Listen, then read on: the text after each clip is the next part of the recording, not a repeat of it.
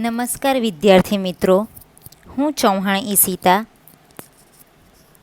આપ સૌ વિદ્યાર્થી મિત્રોનું હાર્દિક સ્વાગત કરું છું.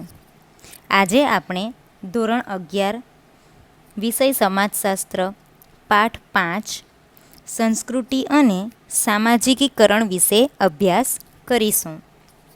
તો ચાલો મિત્રો, સંસ્કૃતિ અને સામાજિકીકરણને સમજવા માટે આપણે પ્રથમ પ્રસ્તાવના જોઈશું.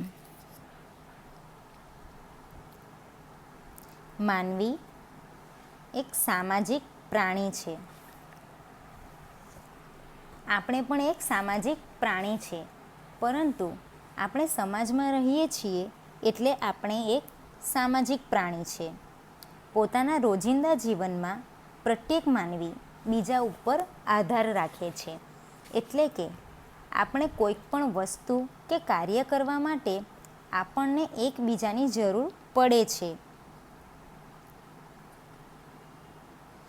વ્યક્તિ વચ્ચેનો આ સંબંધ સમાજના પાયાની રચના કરે છે.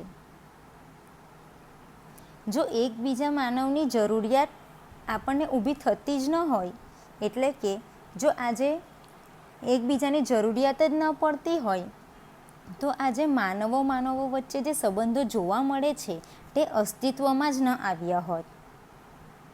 પરંતુ આપણી જે કંઈ પણ જરૂરિયાત છે એ જરૂરિયાત એકબીજા ઉપર આધાર રાખે છે અને તેના કારણે માનવ સમાજમાં સંબંધોની રચના થાય છે. માનવ સમાજ અને પ્રાણી સમાજ વચ્ચે કોઈ પાયાનો તફાવત હોય તો તે તફાવત છે સંસ્કૃતિનો. કારણ કે માનવી પાસે સંસ્કૃતિ છે, જ્યારે પ્રાણી પાસે સંસ્કૃતિ નથી.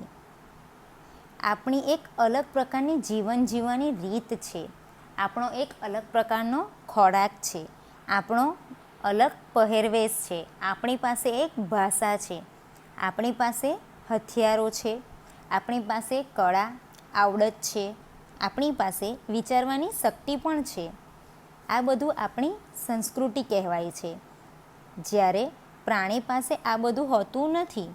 એટલા માટે જ માનવ સમાજ અને પ્રાણી સમાજ વચ્ચે જો કોઈ તફાવત હોય તો તે છે સંસ્કૃતિનો. માનવ સમાજને સંસ્કૃતિ હોય છે, જ્યારે પ્રાણી સમાજમાં તેનો અભાવ હોય છે. સંસ્કૃતિ જ માનવ સમાજની અદ્વિતીય લાક્ષણિકતા છે.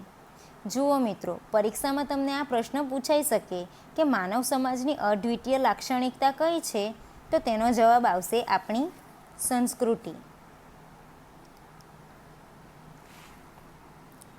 ત્યારબાદ આગળ જોઈએ. સમાજશાસ્ત્રના અભ્યાસીઓ માટે માનવ સમાજ અને પ્રાણી સમાજ વચ્ચે ભેદ પડતા મહત્ત્વના તત્વ તરીકે સંસ્કૃતિનો અર્થ અને લાક્ષણિકતા સમજવી જરૂરી બને છે. કારણ કે માનવીનું વર્તન, આંતરક્રિયા, સામાજિક સંબંધો, દરજ્જો, ભૂમિકા, જૂથો અને સંસ્થાઓ તથા સામાજિકીકરણ જેવી પ્રક્રિયાઓ સંસ્કૃતિ દ્વારા અસર પામે છે. સામાજિકીકરણ એ સતત ચાલતી પ્રક્રિયા છે.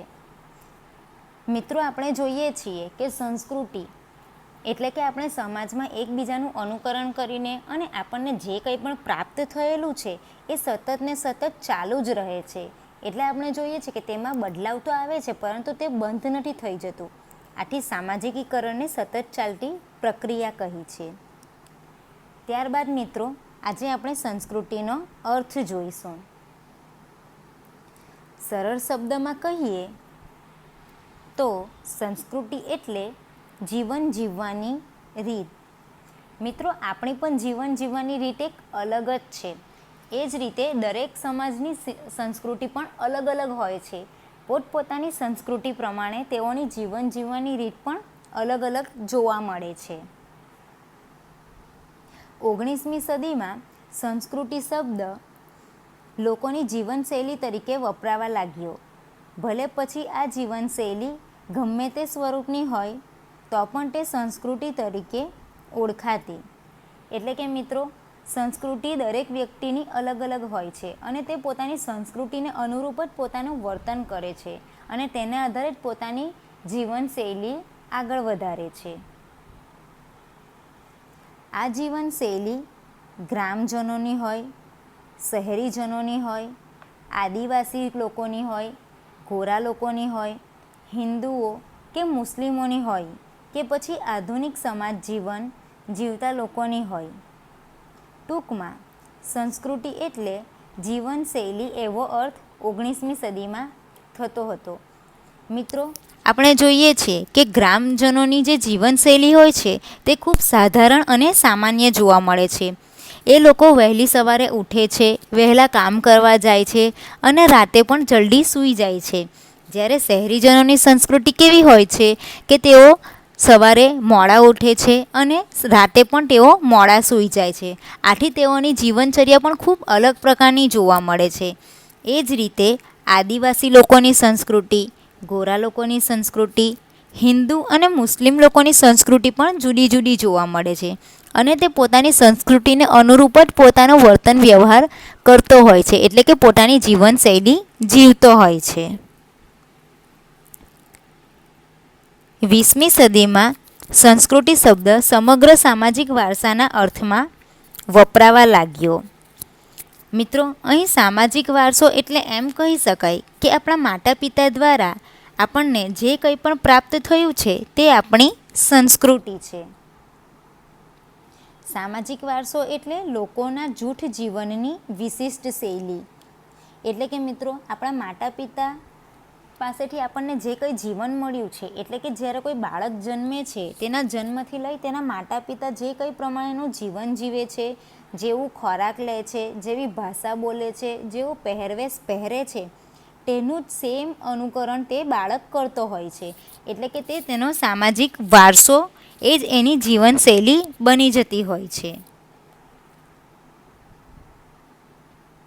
ત્યારબાદ આપણે જોઈએ જીવનશૈલીમાં માત્ર કળા, સંગીત અને સાહિત્યની પદ્ધતિઓ અને પ્રયુક્તિઓનો જ સમાવેશ થતો નથી, પરંતુ મકાન બાંધવા, કપડાં સીવવા કે માટીના વાસણો બનાવવાના ઉપયોગમાં લેવાતી પદ્ધતિઓ અને પ્રયુક્તિઓનો પણ સંસ્કૃતિમાં સમાવેશ થાય છે. એટલે કે મિત્રો, સંસ્કૃતિમાં આપણે માત્ર કળા, સંગીત અને સાહિત્યને ધ્યાનમાં લેવાનું નથી, પરંતુ માતા પિતાના તરફથી આપણને વારસામાં જે કંઈ પણ મળ્યું છે તે સમગ્ર બાબત, એટલે કે તે સમયની જે કંઈ પણ બાબતોને આપણે હાલના સમય સુધી ચલાવી રહ્યા છે અને તેમાં પરિવર્તન લાવીને તેને આગળ વધારીએ છીએ, તે આપણી જીવનશૈલીનો એક ભાગ બની ગયું છે. એટલે કે આપણે સંગીત, સાહિત્ય અને કલા પૂરતું જ મર્યાદિત નથી બન્યા, પરંતુ આપણને મકાન બાંધવા, એટલે કે જે બાળકોના માતા પિતાનો વ્યવસાય હોય કે મકાન બાંધવું, કપડાં સીવવા, માટીના વાસણો બનાવવા, તે જ વસ્તુનું તે બાળક પણ શીખતો હોય છે. એટલે કે બાળકોની પણ એ જીવનશૈલી બની જતી હોય છે. જુઓ મિત્રો, અહીં તમને એક ચિત્ર બતાવવામાં આવ્યું છે. તેની અંદર આપણે જોઈ શકીએ છીએ કે સંસ્કૃતિની અંદર શેનો સમાવેશ કરવામાં આવ્યો છે. ભારત દેશમાં વિવિધ પ્રકારની સંસ્કૃતિઓ જોવા મળે છે.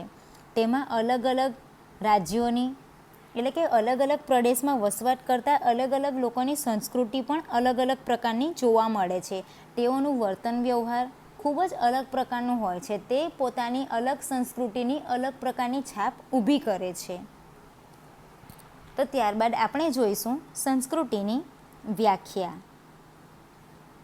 વિશ્વ પ્રસિદ્ધ માનવશાસ્ત્રી મેલિનોવસ્કીના મત પ્રમાણે સંસ્કૃતિ એ આપણા વારસામાં મળેલા ઓજાર, સાધનો, હથિયારો, ચીજવસ્તુઓ, તકનીકી પ્રક્રિયાઓ, વિચારો, ટેવો અને મૂલ્યોની બનેલી છે. એટલે કે મિત્રો, આપણે જોયું કે સંસ્કૃતિમાં આપણને જે આપણા માતા પિતા દ્વારા જે વારસામાં જે કંઈ પણ મળ્યું હોય, જે કંઈ પણ, એટલે કે આમાં આપણને વ્યાખ્યામાં એવું કહેવા માંગે છે કે માતા પિતા દ્વારા આપણને જે કંઈ ઓજારો, સાધનો, હથિયારો, ચીજ વસ્તુઓ, તકનીકી એટલે કે ટેકનિકલ પ્રક્રિયાઓ, વિચારો, ટેવો અને મૂલ્યો, આ જે કંઈ પણ આપણને પ્રાપ્ત થયું છે તેને આપણે સંસ્કૃતિ કહી શકીએ. ત્યારબાદ બીજી વ્યાખ્યા આપી છે સમાજશાસ્ત્રી ટાઈલરે. ટાઈલરના મત પ્રમાણે સમાજના સભ્ય તરીકે મનુષ્ય મેળવેલા જ્ઞાન, માન્યતા, કલા, કાયદા, કાનૂન, નીતિ નિયમો, રીત રિવાજો તથા અન્ય સર્વ શક્તિઓ અને ટેવોનો બનેલો સમગ્ર સંકુલ એટલે સંસ્કૃતિ. મિત્રો, ટાઈલર એવું કહેવા માંગે છે કે સમાજના સભ્ય તરીકે મનુષ્યને જે કંઈ પણ જ્ઞાન મળેલું છે, તેને જે કંઈ માન્યતાઓ પ્રાપ્ત થયેલી છે, તેની પાસે રહેલી કળાઓ, કાયદાઓ, કાનૂન, વિવિધ નીતિ નિયમો અને જે રીત રિવાજો હોય છે, તે સમગ્ર બાબતો એટલે કે તે સમગ્ર સંકુલ પ્રક્રિયા એટલે કે સંસ્કૃતિ. બરાબર. તો અહીં આપણે સંસ્કૃતિની બે વ્યાખ્યા જોઈ. જે આપણે આ એક ચિત્ર બતાવવામાં આવ્યું છે તેમાં આપણે જોઈ શકીએ છીએ કે આપણી વિવિધ સંસ્કૃતિનું અલગ અલગ સ્થળે જે કંઈ પણ વિશેષતા જોવા મળે છે તે અહીં એક નાનકડા ચિત્રમાં દર્શાવવામાં આવ્યું છે. ત્યારબાદ આજે આપણે જોઈશું સંસ્કૃતિના લક્ષણો. મિત્રો, સંસ્કૃતિના 6 લક્ષણો આપ્યા છે. પરીક્ષામાં તમને પૂછાઈ શકે કે સંસ્કૃતિના લક્ષણો કેટલા છે, તો તેનો જવાબ આવશે સંસ્કૃતિના લક્ષણો 6 છે. તેનું પ્રથમ લક્ષણ છે સંસ્કૃતિ જીવનશૈલી છે. તેનું બીજું લક્ષણ છે સંસ્કૃતિ એ શીખેલી વર્તણૂક છે. ત્રીજું લક્ષણ છે સંસ્કૃતિ માનવીના સમાજ જીવનની આગવી પેદાશ છે. ચોથું લક્ષણ છે સાતત્ય, વિકાસશીલતા અને પરિવર્તનશીલતા ધરાવે છે. પાંચમું લક્ષણ છે સંસ્કૃતિ હસ્તાંતરિત થઈ શકે છે. અને છઠ્ઠું લક્ષણ છે સંસ્કૃતિનો સંચય થાય છે. તો ચાલો મિત્રો, સંસ્કૃતિના લક્ષણને આપણે વિસ્તારમાં સમજીએ. સંસ્કૃતિનું પ્રથમ લક્ષણ છે સંસ્કૃતિ જીવનશૈલી છે. જુઓ મિત્રો, જીવનશૈલી એટલે કે આપણે જોયું કે દરેક લોકોની જીવન જીવવાની રીત અલગ અલગ હોય છે. એટલે કે આપણે જોયું તે મુજબ આપણો ખોરાક, રહેઠાણ, પોશાક, ભાષા, આ બધી આપણી જીવનશૈલી કહેવાય છે. અને આ બધું આપણી સંસ્કૃતિ છે. એટલે કે સંસ્કૃતિ જીવનશૈલી છે. બીજું લક્ષણ છે સંસ્કૃતિએ શીખેલી વર્તણૂક છે. એટલે કે જ્યારે કોઈ નાનું બાળકનો જન્મ થાય છે ત્યારે એ કંઈ પણ શીખીને આવ્યો હોતો નથી, પરંતુ તે ધીરે ધીરે સમાજમાં પ્રથમ પોતાના માતા પિતા પાસેથી, કુટુંબના સભ્યો પાસેથી અને કુટુંબના અન્ય સભ્યો સિવાય જે તેના અલગ અલગ પ્રકારના સભ્યો, જે અલગ અલગ તેની સાથે સંબંધ ધરાવતા વ્યક્તિઓ પાસેથી જે કંઈ પણ શીખે છે, જે કંઈ પણ તે અનુભવ પ્રાપ્ત કરે છે, જે કંઈ પણ વસ્તુઓ જુએ છે, તેનું તે અનુકરણ કરે છે. અને અનુકરણમાંથી તે ઘણું બધું શીખતો હોય છે. આથી આપણે કહી શકીએ કે સંસ્કૃતિ એ શીખેલી વર્તણૂક છે. ત્યારબાદ તેનું ત્રીજું લક્ષણ છે સંસ્કૃતિ માનવીના સમાજ જીવનની આગવી પેદાશ છે. કારણ કે પ્રાણીઓ પણ જીવન જીવે છે, પરંતુ પ્રાણીઓ પાસે સંસ્કૃતિ નથી. આ સંસ્કૃતિ ફક્ત માનવી પાસે જ છે. એટલે કે આપણે જોયું કે માનવી કપડાં પહેરે છે, માનવી ખોરાક લે છે. હા, પ્રાણીઓ પણ ખોરાક લે છે, પણ પ્રાણીઓ જે માનવી લે છે એ પ્રકારનો ખોરાક લેતા નથી. તે એકબીજા સાથે વાતચીત કરી શકે છે, એ વિચાર કરી શકે છે. આ બધું જે છે તે ખાલી ફક્ત માનવી પાસે જ જોવા મળે છે. એ બધું પ્રાણીઓ પાસે જોવા નથી મળતું. એટલા માટે આપણે કહી શકીએ કે સંસ્કૃતિ માનવીના સમાજની એક આગવી લાક્ષણિકતા છે. એટલે કે આગવી પેદાશ છે. તેનું ચોથું લક્ષણ છે સાતત્ય, વિકાસશીલતા અને પરિવર્તનશીલતા ધરાવે છે. સંસ્કૃતિ એ વર્ષોથી ચાલતી આવે છે અને હાલના સમયમાં પણ એ ચાલુ જ છે. એ બંધ થવાની નથી. એટલા માટે એ સાતત્યતા ધરાવે છે એમ કહી શકાય છે. અને અમુક સમય થાય એટલે આ સંસ્કૃતિમાં નવું આધુનિકીકરણ આવે છે. એ વિકાસશીલતા બતાવે છે. તેનું એક ઉદાહરણ લઈએ તો પહેલાંના સમયમાં આપણે કાચા મકાનમાં રહેતા હતા અને હાલમાં આપણે પાકા મકાનમાં રહીએ છીએ. એ જ પ્રમાણે બીજું ઉદાહરણ જોઈએ તો પહેલાં આપણે માટીના વાસણો બનાવીને તેમાં રાંધીને ખાતા હતા. પરંતુ હાલના સમયમાં આપણે જોઈએ તો સ્ટીલના વાસણોમાં આપણે ખાઈએ છીએ. ત્યારબાદ આપણે બીજું એક ઉદાહરણ લઈએ તો કે પહેલાંના સમયમાં કાચા રસ્તા હતા અને હાલના સમયમાં આપણે જોઈએ તો આપણી પાસે પાકા રસ્તાઓ ઉપલબ્ધ થયા છે. આ એ વિકાસશીલતા બતાવે છે. અને પરિવર્તનશીલતા એટલે કે અમુક સમય થાય એટલે સંસ્કૃતિમાં પરિવર્તન આવે છે. ઉદાહરણ તરીકે જોઈએ તો પહેલાં આપણે સાદો ખોરાક ખાતા હતા અને હાલમાં આપણે જોઈએ તો આપણે વેસ્ટર્ન ખોરાક એટલે કે મિત્રો આપણે જોઈએ છે કે વેસ્ટર્ન ખોરાકમાં આપણે ઘણું બધું ખાતા હોઈએ છીએ. એક્ઝામ્પલ તરીકે આપણે જોઈએ તો વેસ્ટર્ન ખોરાકમાં દાબેલી, વડાપાઉં, સેન્ડવિચ આ બધું જે છે તે એક પ્રકારનો વેસ્ટર્ન ખોરાક છે. એટલે કે ખોરાકમાં પણ આ એક પરિવર્તન આવ્યું છે. એ જ મુજબ આપણે પહેલાં જોઈએ તો પહેલાં આપણો પહેરવેશ ખૂબ અલગ પ્રકારનો હતો, સાડી હતી, બરાબર છે.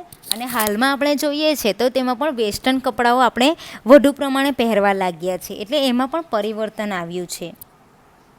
ત્યારબાદ આપણે પાંચમું જોઈએ તો સંસ્કૃતિ હસ્તાંતરિત થઈ શકે છે. એટલે કે સંસ્કૃતિ એક પેઢીમાંથી બીજી પેઢીમાં આવે છે. એટલા માટે આપણે એવું કહી શકીએ કે સંસ્કૃતિ હસ્તાંતરિત થઈ શકે છે. મિત્રો અહીં આપણે એક ઉદાહરણ લઈએ તો ધારો કે કોઈક માતા પિતા કુંભાર હોય અને તેનું બાળકનો જન્મ થાય છે અને તે બાળક જન્મ થાય ત્યારબાદ એ માતા પિતા પાસેથી તેનું અનુકરણ કરીને ઘણું બધું શીખતો હોય છે. માતા પિતા જે કંઈ પણ કાર્ય કરે છે તે પણ તે શીખી જાય છે.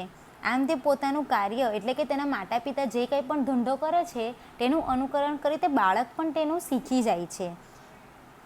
આમ આપણે જોઈએ કે સંસ્કૃતિ એટલે કે જે પોતાનો જે વ્યવસાય છે તેનું હસ્તાંતર તેમાં થાય છે. અને આપણે એકબીજાના ધર્મની, એકબીજાની જ્ઞાતિની, સંસ્કૃતિનો આપણે ઉપયોગ કરી શકીએ છીએ. એટલા માટે આપણે કહી શકાય કે સંસ્કૃતિ એ હસ્તાંતરિત થઈ શકે છે. અને તેનું અંતિમ લક્ષણ છે સંસ્કૃતિનો સંચય થાય છે. આપણે જે કંઈ પણ સંસ્કૃતિ છે એ સંસ્કૃતિને સાચવી રાખીએ છીએ અને એને આપણે સંગ્રહી રાખીએ છીએ. એટલા માટે આપણે એવું કહી શકીએ છીએ કે સંસ્કૃતિનો સંચય